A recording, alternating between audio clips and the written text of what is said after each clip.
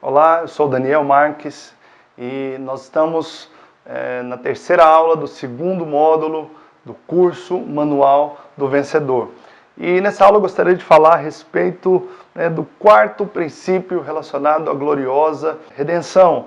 O quarto aspecto aqui, que é a árvore da vida e o rio da vida. Então, nós começamos falando do propósito eterno de Deus para o homem, depois nós falamos sobre a igreja, que é o objetivo de Deus para o homem.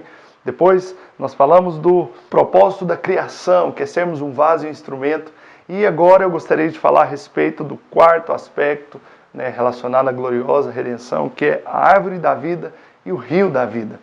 Então a Bíblia diz que quando Deus criou o homem, Ele colocou o homem e a mulher ali no Éden, próximos a uma árvore da vida e um rio da vida. A Bíblia diz que haviam várias árvores do jardim, dentre elas a árvore da vida e a árvore do conhecimento do bem e do mal. Deus ordenou o homem que comesse da árvore da vida, mas como todos nós conhecemos a história, infelizmente ele escolheu comer do fruto da árvore do conhecimento do bem e do mal. E muitas pessoas podem pensar que simplesmente porque o homem comeu de um fruto errado, o pecado entrou na humanidade. Mas não foi simplesmente isso, querido. Não seja simplista como as pessoas aí fora são. O fato é que o homem ele escolheu trilhar um caminho de desobediência, um caminho de independência. E por causa disso, o pecado entrou na humanidade. Mas isso não mudou o amor de Deus pelo homem. Por isso, Deus decidiu salvá-lo. No entanto, a árvore do conhecimento do bem e do mal simbolizava o homem independente de Deus. Agora, a árvore da vida, que é sobre o que eu desejo falar aqui, ela é um símbolo da dependência de Deus.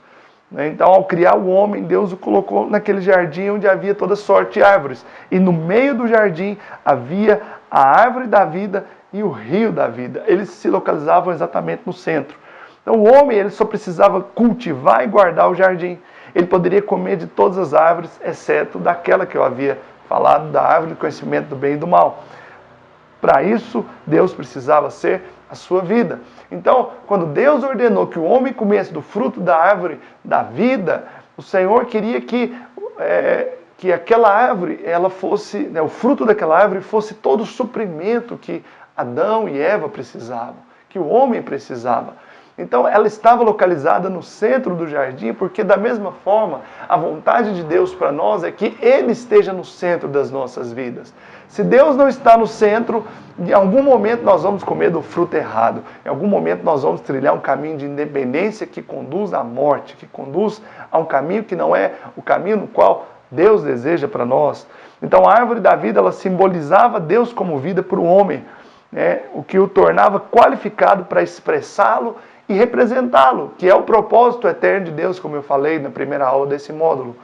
Então, querido, o homem ele só precisava comer do fruto daquela árvore para que ele tivesse Deus como seu suprimento e como a sua vida. Mas, infelizmente, nós sabemos que o homem ele escolheu comer do fruto da árvore do conhecimento. E quando o homem comeu do fruto da árvore do conhecimento do bem e do mal, a maior tragédia do universo aconteceu.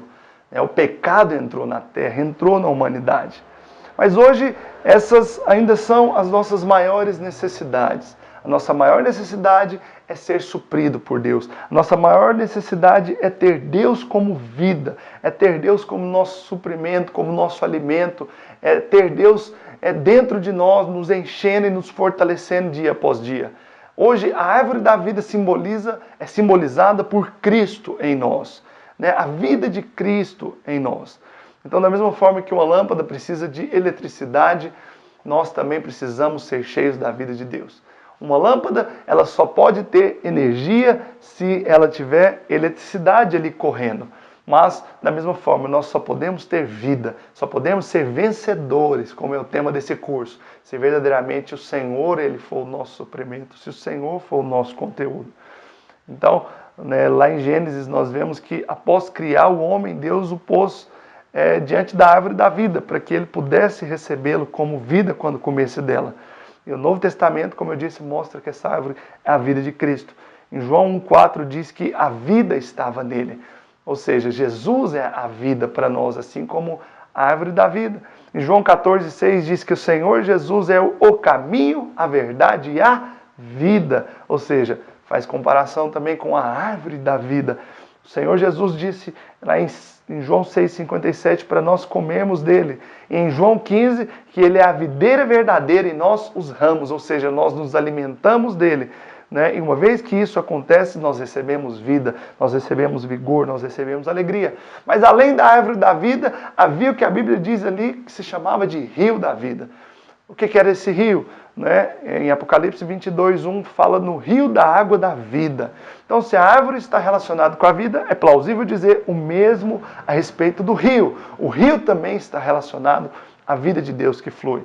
Porque em Apocalipse a árvore da vida aparece junto com o rio da vida. Então, hoje a vontade de Deus continua sendo que você desfrute da vida de Cristo assim como foi no jardim do Éden.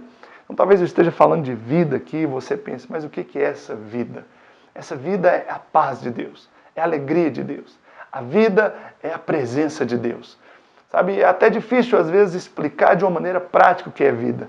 Mas você sabe discernir na sua vida e na vida de outras pessoas, em outros ambientes, quando ali tem vida e quando tem morte. É perceptível quando você chega num lugar e há morte. É um lugar muitas vezes obscuro, um lugar onde não há alegria, um lugar onde não há paz, um lugar onde você sente no seu interior, né, algo estranho, é um lugar esquisito que muitas vezes não contém a vida de Deus. Então, eu encerro aqui a aula de hoje, eu espero que você tenha entendido, né, sobre a árvore da vida e o rio da vida e que você possa receber dessa vida de Deus nesses dias. Que a vida de Deus possa encher o seu coração, que você possa ter a plenitude dessa vida no seu interior, porque isso te qualifica e te torna um vencedor, querido. Para isso você precisa buscar em Deus em oração, buscar em Deus, né, na palavra, alimentar o seu espírito, renovar a sua mente e com certeza dessa forma você vai poder ter a vida de Deus. Na próxima aula nós continuamos falando sobre a gloriosa redenção. Espero que você tenha gostado dessa aula, né? E não perca as próximas aulas. Fique atento que eu creio que você aprenderá muito mais princípios espirituais para que você seja um vencedor. Que Deus o abençoe grandemente.